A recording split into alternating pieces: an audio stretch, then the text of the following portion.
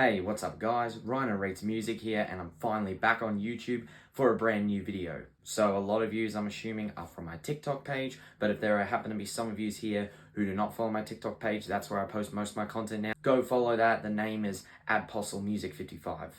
Anyway, so in this video, obviously we're going to be going over what I consider to be the top 20 worst songs of 2022.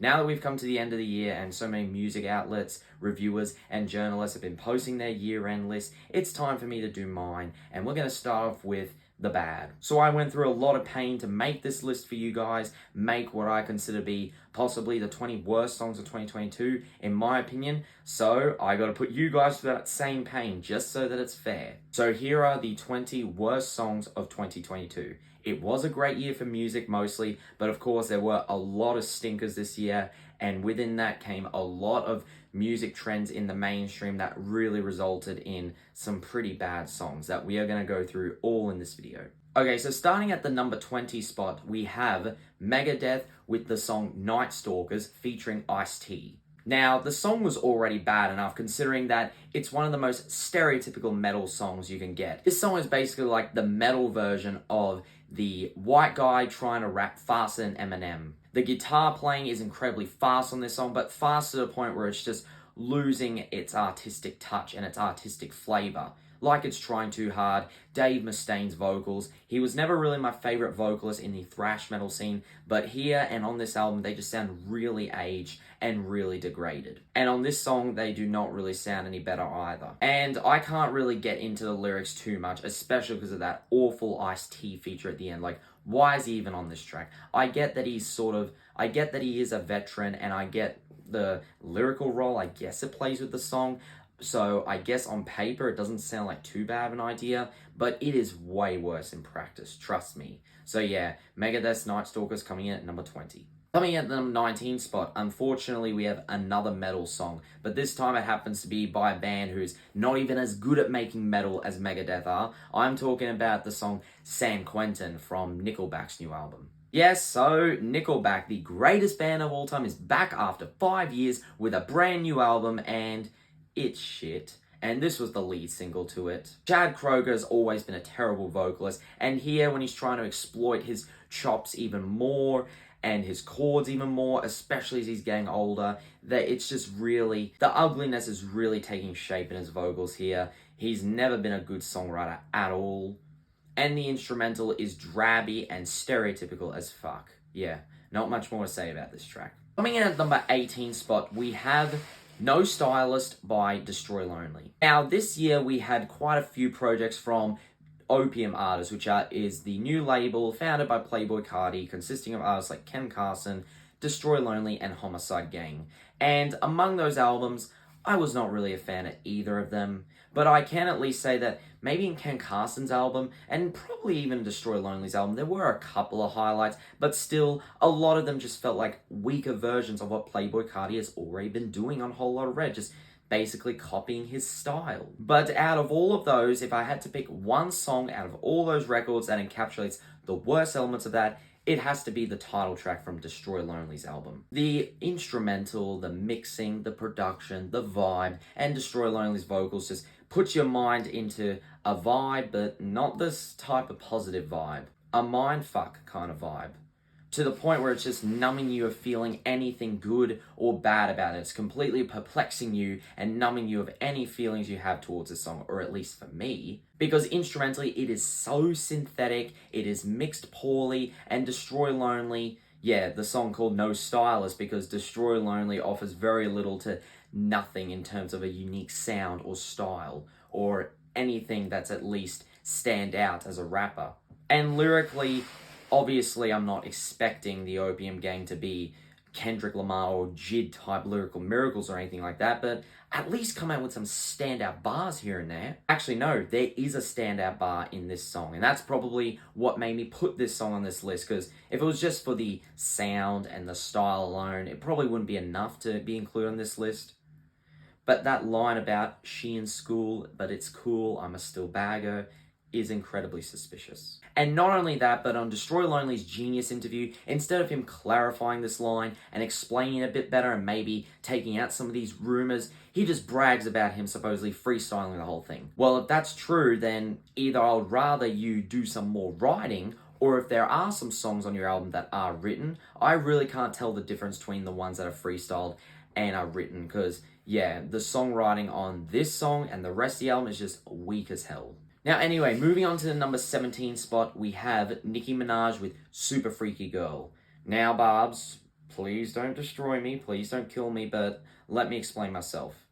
If there was one music trend that I got absolutely sick of and tired of so quickly this year, it was popular artists sampling classic pop songs to the point where they're completely copying and ripping off the melodies. And that's what this song basically does. And while it's not the worst song of this year to do that, the fact that Nicki needed to use this sample as a way to carry the popularity and possibly carry herself through the song, and she doesn't really offer anything really interesting in terms of her own content. Everything that's good about the song is everything that's good about the original song, is really what makes this song just one that I really do not care about, and still one of the worst and most popular examples of this bad trend that we are going to get to more throughout this list as we go on.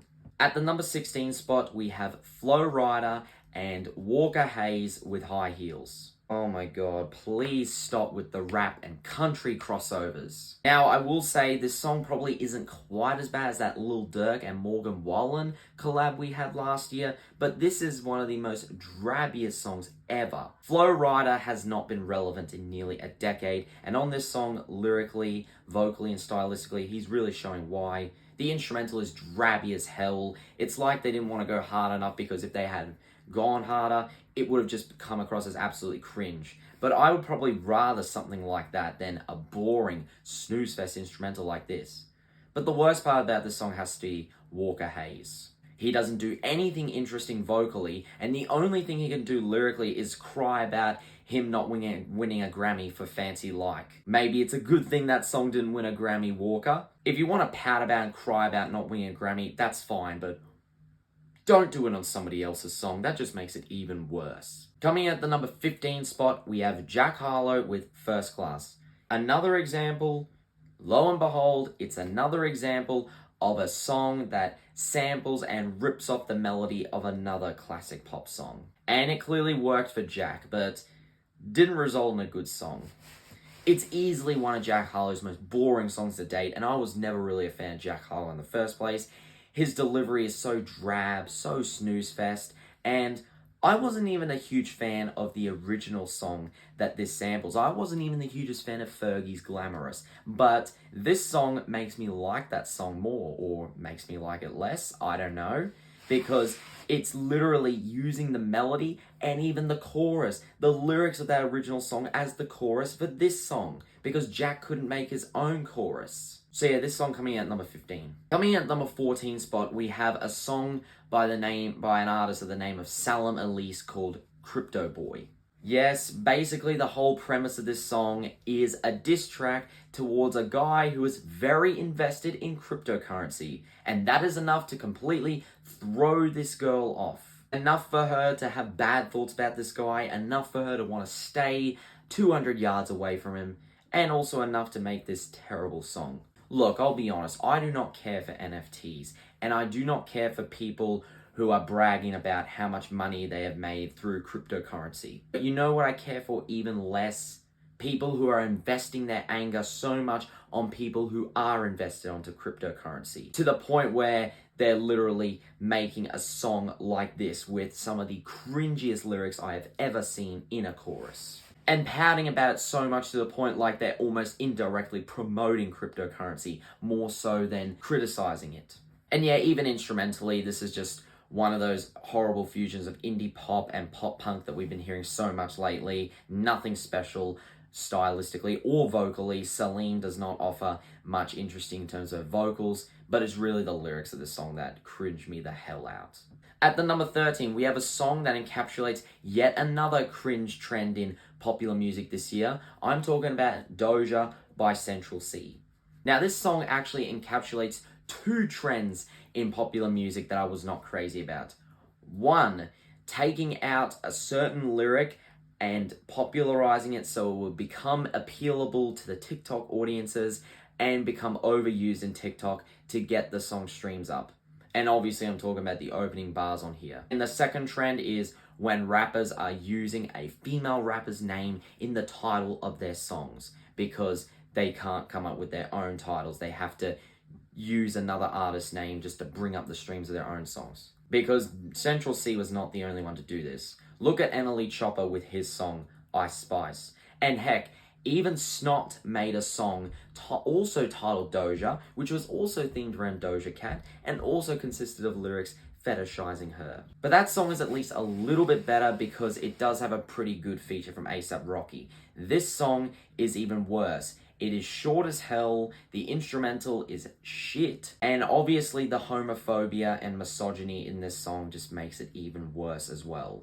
Coming in at the number 12 spot, it is another one of the greats, another one of the greatest bands, AJR with The DJ Is Crying for Help. If you listen to this song, then it will not take you long to figure out why the DJ is probably crying for help, because they don't want to play this awful song. It's no secret that AJR have always had a knack for basically taking elements of soul and R&B, but whitewashing the hell out of it, making it sound incredibly twee, incredibly corny, and incredibly way too pop-oriented. Pop soul, completely whitewashed even more than it already was. This song has all that, but also some very cringe performances and some very questionable lines. And we are going to get to that even more on this list, as unfortunate as it is. But yeah, AJR making it on the list yet again. Coming in at the number 11 spot, just shy of the top 10 of this list, we have Sam Smith and Kim Petras for Unholy. Look, let's get the positives out of this way. This song blew up. This song instrumental isn't too bad at the core, and for a mainstream song is a little bit experimental. And not to mention, this is the first song featuring two transgender artists to top the charts, which ethically I think is a good achievement, and I'm happy for these guys for that. I truly am. But if only the song itself did not suck. Because yeah, once again, this encapsulates this awful trend about artists taking certain lyrics or delivering them in a way that will become so appealable to the TikTok audiences that it's going to get overused, overplayed, and just completely in everybody's faces. And the chorus on this song is just absolutely god-awful. Not only the delivery aspect, but the way it's kind of normalizing adultery and cheating on your married partner. Yeah, I do not care for that. While Kim's performance is a little bit better, it is nowhere near enough to save this song. This song is just a mosh pit of terrible lyrics, terrible chorus, no bridge. It's like it wants to get straight to the chorus because it wants to get straight to the popular part that'll click with the audiences straight away. Coming in at number 10 spot, we have Tears for Fears and Lil Baby with The World Is Yours to Take. The fact that I have to mention Tears for Fears, a legendary band, in a worst songs list just breaks my heart. But this isn't really even as much of the fault as Tears for Fears. The only mistake they made was giving Lil Baby the permission to rap over the instrumental of Everybody Wants to Rule the World. And yeah, it goes over just as bad as you'd think. At least on songs like First Class and Super Freaky Girl, there at least is a little bit more originality behind the content, sort of. But on this song, it's literally Everybody Wants to Rule the World, the instrumental and the chorus, and Lil Baby just rapping over it. And even one of his weaker performances in more recent years. Because recently Lil Baby has been really stepping it up, but on this one he's just completely phoning it in. It's like he doesn't care that this song is a classic and should remain untouched for as long as it lives. So, good job on that, Lil Baby. Good job. Coming in at number 9 spot, we have Meghan Trainor with Made You Look. Why did we allow Meghan Trainor to blow up yet again? We all already established that unless you're a third grade girl, we did not like her back in 2015. Why is she back at it again, and she has not really improved that much or anything at all? Still the same cringy music, still the same cringy music with cringy lyrics that tries to appeal to the kids, but also is trying to sound very dirty. Lots of sexual innuendos all over the place, but just comes across as awfully cringe in the process. The chorus is terrible. The instrumental is a complete whitewash version of classic doo-wop, and it goes over terribly. Thanks a lot, Megan. Thanks a lot. And thanks a lot to the people who helped blow this song up. Truly. Coming in at number 8 spot, it is Muse with the title track of their latest album, Will of the People. And where do I even begin with this song? This is an absolute disaster. Firstly, the instrumental, the guitars sound stereotypical as hell. They are mixed to fuff. The percussion is terrible on this song, especially on the back end. The chants, the will of the people, the will of the people, the will of the, are terrible as well. But the biggest part about it, the lyrics. The lyrics try and come across as like, hey, yeah, we're fighting against the system. We're fighting against capitalism. Everybody stand up. We are the people. Which, on paper, is not a bad sentiment, but this is one of the most basic ways to do this, to the point where it almost sounds like it's indirectly promoting capitalism more so than it is criticizing it. Because it comes across as your typical centrist who is trying so hard to appeal to both the leftists and the liberals at the same time, trying to make something that is bad seem not as bad as it actually is, and yeah, coming across as incredibly fake woke. Matt Bellamy, you're just not a good vocalist either, I'm sorry, and your music has always just been a copy of Radiohead. But this is just a brand new low. Coming in at number 7 spot, we have Lil Pump and Soldier Boy with Mona Lisa. At the time this song came out, I and a lot of others were like, is there anybody who can make a song worse than this? Well, considering that's at the number 7 spot, yes, there is. But that still doesn't change the fact that this song is terrible. Instrumental, terrible. Lil Pump, terrible. Soldier Boy, terrible. The lyrics, shout out to my pastor. He said, I'm a disaster. Oh my god, I don't want to hear this song ever again. Ever. Coming at number 6 spot, we have David Guetta and BB Rexa with I'm Good Blue. Man, as bad as it is that there have been so many songs that are ripping off the melodies and the samples of classic pop songs, imagine using basically the same chorus but trying to hide it with different words. Yeah, this song basically takes the classic I'm blue dabba dee dabba die and replaces it with I'm good, yeah I'm good, and trying to actually think that putting some lyrics in the chorus in place for the dabba dee dabba die, the mumbling that we all love to do and sing along to in the classic version, makes it better? Absolutely not. And the fact that the instrumental is a more monotune and more synthetic version of the instrumental, the original song too, is also awful. This has ruined the song, and it's so sad to think. And BB Rexa is a terrible vocalist.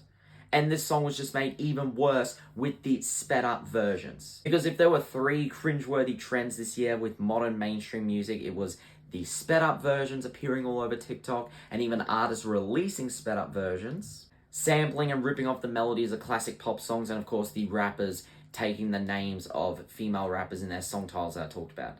So yeah, this song basically encapsulates 2 of those. Coming in at number 5 spot, we have probably one of the biggest songs on this list, and probably one of the only songs that I think everyone would agree why it's on this list. I'm talking about Machine Gun Kelly and Willow with Emo Girl. Look, say what you want about the chorus, maybe it is a little bit catchy, but really the most offensive part about this song is the way it is fetishizing and objectifying emo people. Not only is this song completely misunderstanding the idea of emos and why they choose to go this lifestyle, but it's also attempting to make fun of them and mock them, with MGK appropriating and impersonating emo culture, but instead of doing that, it just basically describes it's basically a stereotypical description of girls, more so than it is of emo girls, and it just comes across as offensive. And honestly, makes some of the 2000s emo appropriators look a lot more realistic to emo culture than this. And while Willow vocally doesn't sound too bad on this song, some of her lyrics are just absolutely cringe and she has little to no chemistry with MGK. Coming in at the number 4 spot, we have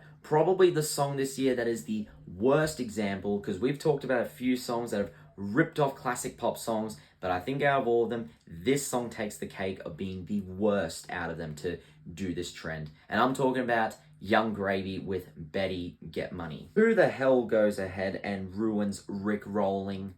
Why Young Grady? Why?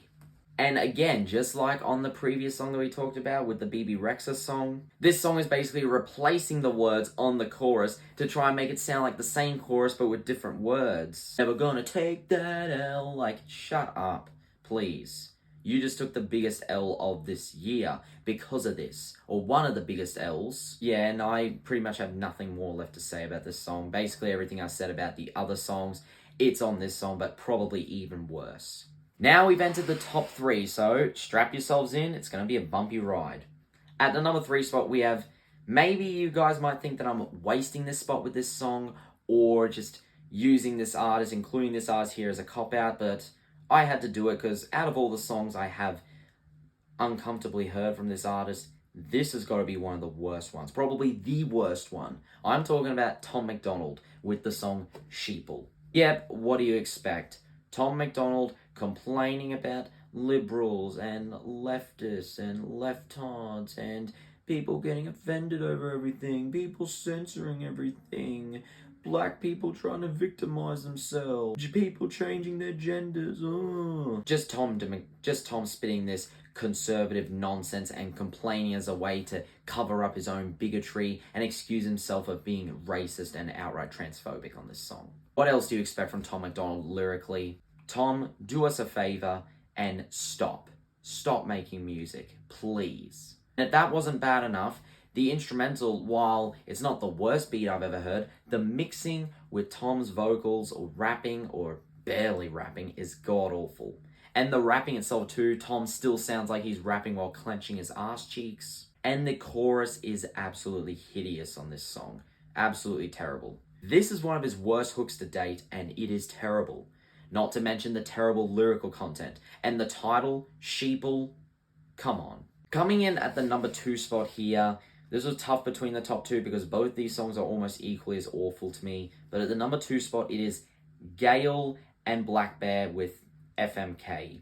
Now, instrumentally, I probably wouldn't have this song this high, even though it still kind of sucks because this is another pop-punk ripoff that Gail has already been doing so early in her career, just like she did on her hit last year. Chorus is pretty cringe and pretty bad, trying to sound dirty and trying to incorporate sexual innuendos, but just coming across as gross and cringe. But the worst part about this song, by far, and the reason why it's up here, is because of Black Bear. The fact that this song came out on Gail's 18th birthday, and you have Black Bear, a 30-year-old man who is spitting these very disgusting lines about wanting to get in and bringing in the same sexual innuendos that Gail's doing, but like he's directing them, I hope not towards her. The fact that he's saying lines like this, like, fuck me, get me, in this song, on a song when Gail was clearly still a minor at the time they recorded this,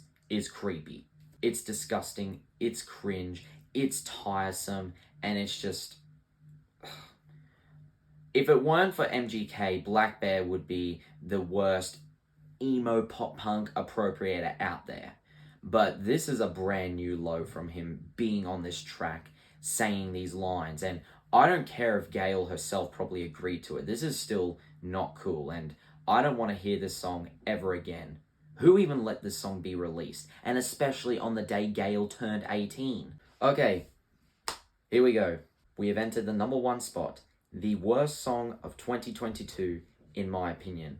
And it's going to Leah Kate with Twinkle Twinkle Little Bitch. How do you make an already cringe and one of the worst children's nurseries even worse and even more cringe?